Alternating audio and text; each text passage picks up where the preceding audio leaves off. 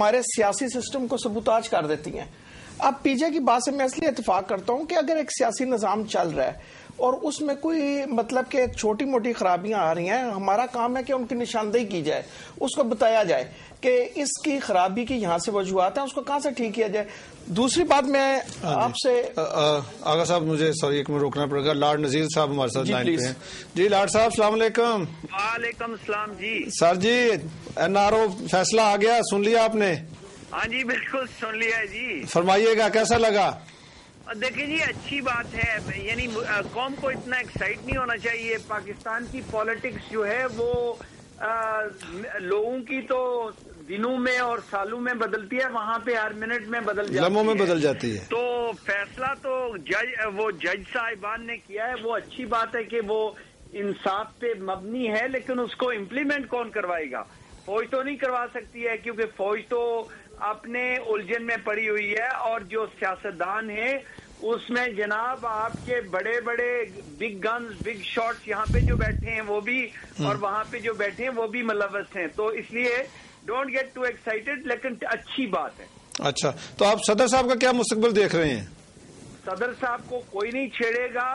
میں یہ نہیں کہہ رہا ہوں کہ میں نہیں، آپ کی اوپینین ہے نا جی، وہ تو کوئی اس لیے کیونکہ وہ ان کو جو پریزیڈنٹ کی ہوتی ہے امیونٹی حاصل ہے ان کو، وہ ملے گی. ہاں جی. اور وہ وہاں پہ رہ کے جس طرح برلسکونی نے قانون چینج کر دیا ہے وہ بھی قانون چینج کر دیں. آپ ذرا دیکھ لینا. ہاں جی. کچھ نہیں ہوگا، ایکسائٹمنٹ آپ کے چینلز پہ ہے اور سب پبلک میں ہے. اچھا تو جب سوئس کیسز بحال ہو جائیں گے تو اس سے تو صدر صاحب کو استثناء حاصل نہیں ہے سوئٹزرلینڈ میں. بالکل صحیح بات ہے، لیکن سوئس کیسز کو پرسیو کون کر رہا تھا؟ وہ گورنمنٹ پاکستان. وہ کون کرے گا؟ وہ پاکستان کے پروسیکیوٹر. جی جی. اس کیس کو کمزور کریں گے، یہی لوگ کریں گے. پھر آپ کیا کریں گے؟ اچھا چلے وہ تو نہیں کریں گے. اور جو رحمان ملک صاحب تو کہتے ہیں کہ ان کو سزا بھی ہوئی ہے کسی کیس میں پہلے. نہیں جی، وہ میں یہ نہیں، میں میں اس لیے کہہ رہا ہوں کہ یہاں پہ جو ساری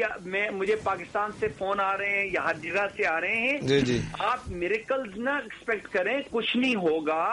یہ ایک اور دور ہے جس میں لوگ جو ہیں وہ ایکسائٹ ہو رہے ہیں.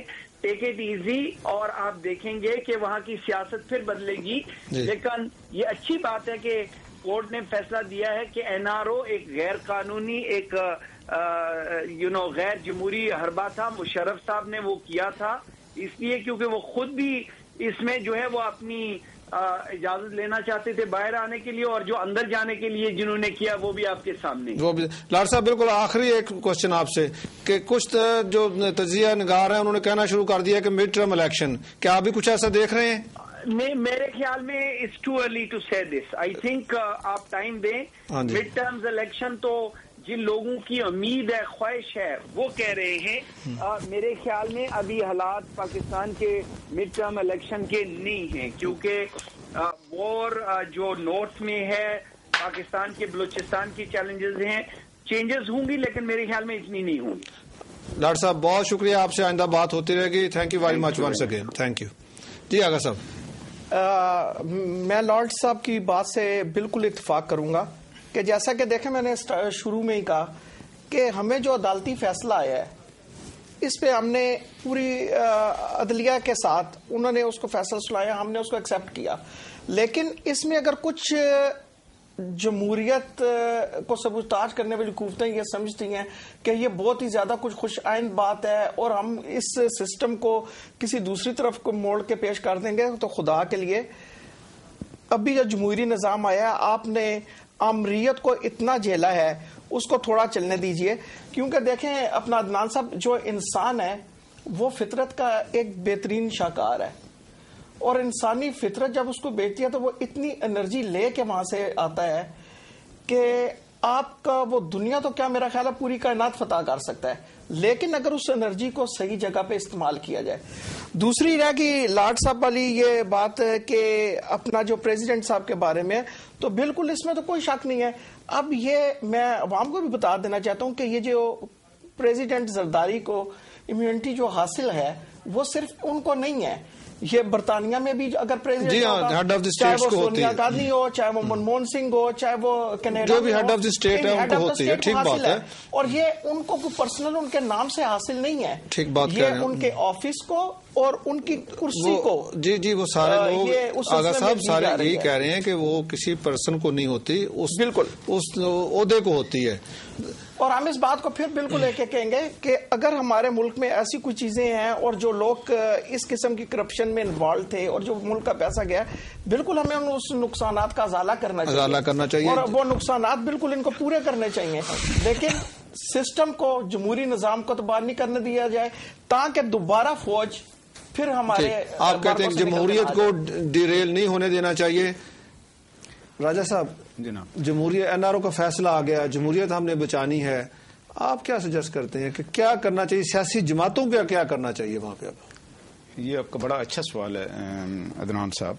سیاسی جماعتوں کے لیے ایک بڑا اچھا پریسیڈنٹ جو ابھی برطانوی گورنمنٹ نے قائم کیا ہے وہی ہونا چاہیے پاکستان میں بھی، اور وہ یہ ہے کہ میں آپ کو پہلے بتا رہا تھا کہ کس طرح یہاں اسٹینڈرڈ کمیشن والے کس طرح ڈیلی بیسز پہ 8-10 کیسز کو ڈیل کر رہے ہیں اور ان کے متعلق فیصلے دے رہے ہیں. جس نے بھی کرپشن میں تھوڑا بھی ہاتھ رنگے ہیں ان کو سب کو وہ کہہ رہے ہیں جی کہ آپ اپنے معافی نامے دیں اور آپ اپنا پیسہ واپس جمع کرائیں. جہاں تک رہا پاکستان کا تعلق، یہ فیصلہ اس لحاظ سے بڑا خوبصورت فیصلہ ہے کہ میں سمجھتا ہوں کہ اس وقت جتنے بھی آپ کے ممبر پارلیمنٹس ہیں، میرا خیال ہے کوئی 250-300 کے درمیان جو ہیں، 300 اور 400 کے درمیان، 300 اور 400 کے درمیان ہیں قومی اسمبلی کے ممبر. جی ان میں سے جتنے بھی لوگ اس فیصلے کی زد میں آتے ہیں، وہاں آپ کو mid term election over all کی ضرورت نہیں ہے.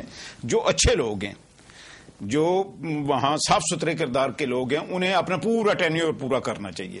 جو لوگ اس فیصلے کی زد میں آتے ہیں ان سب کو جو ہے نا ان کی سیٹوں پہ مڈ ٹرم الیکشن ابھی فوری طور پہ ہو جانا چاہیے. ضمنی الیکشن ہوں گے نا، پھر بائی الیکشن ہوں گے. میں آپ کو مثال دیتا ہوں کہ یہ بہت سے ملکوں میں ہے کہ وہاں اسمبلیوں کے الیکشن 1/3 الیکشن ہوتے ہیں. اس ملک کے اندر بھی یہ تو حکومتی اقدام ہوگا نا، حکومت کے کرنے کا کام ہے.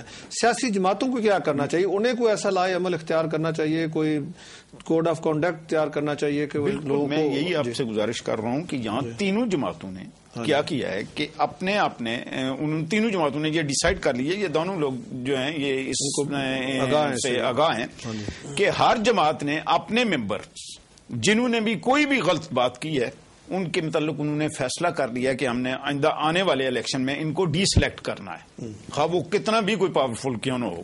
ان کو انہوں نے ٹکٹ نہیں دینے ہیں، اپنی جماعت کے ٹکٹ پہ وہ الیکشن نہیں لڑ سکیں گے. اور نتیجہ یہ ہوگا کہ یہ لوگ ہمیشہ سے اس ملک کی سیاست سے آؤٹ ہو گئے ہیں، اس لیے کہ یہ لوگ سمجھتے ہیں کہ ان کے عمل کی وجہ سے ہمارے جو ایک جمہوری کردار تھا، اس ملک کی جمہوریت کا ایک بڑا نام تھا، اس پہ ایک بدنما دھبا لگا ہے.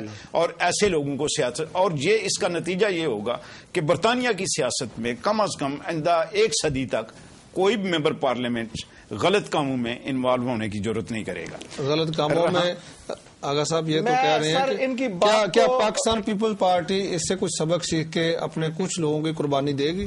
میں سب سے پہلے تو آپ کو بالکل عدنان صاحب یہ ضرور کہوں گا کہ خدا کے لیے we are not a political violence. ہمیں تو آپ بالکل پولیٹیکل ولن بنا کے پیش کرتے ہیں، یعنی کہ جتنا آپ پاکستان سے محبت کرتے ہیں، پیار رکھتے ہیں، ہم بھی رکھتے ہیں. ہم خود چاہتے ہیں کہ وہاں پہ کرپشن نہ ہو. آپ نے جو برٹش سسٹم کی بات کی تو مطلب کہ یہ تو ہمارے لوگوں کو چاہیے. اب وہاں پہ جو پارلیمان بیٹھا ہوا ہے وہ خود سے نہیں آ گیا، یہ لوگوں کا سلیکٹڈ ہے، ان کے ووٹوں سے آیا ہوا ہے. اور پھر یہ جو ہمارے بڑے بڑے کچھ لیڈرز ایسے ہیں جو یہاں بھی رابطے رکھتے ہیں، تو ان کے لیے تو میں اتنا ہی کہوں گا کہ خدایا